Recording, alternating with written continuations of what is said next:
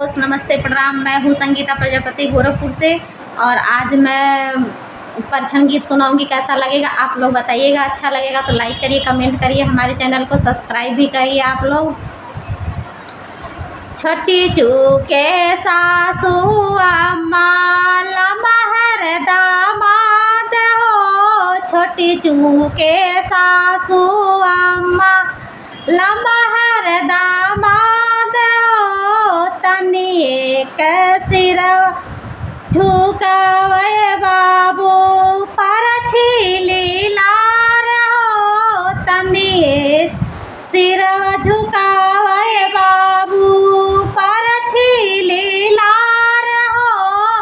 जनकपुर गलियन में भीड़ बारियार हो, जनकपुर गलियन में भीड़ बारियार हो, तनिए झुकाए बाबू परछी लीलार हो, तनिए झुकाए बाबू परछी लीलार हो।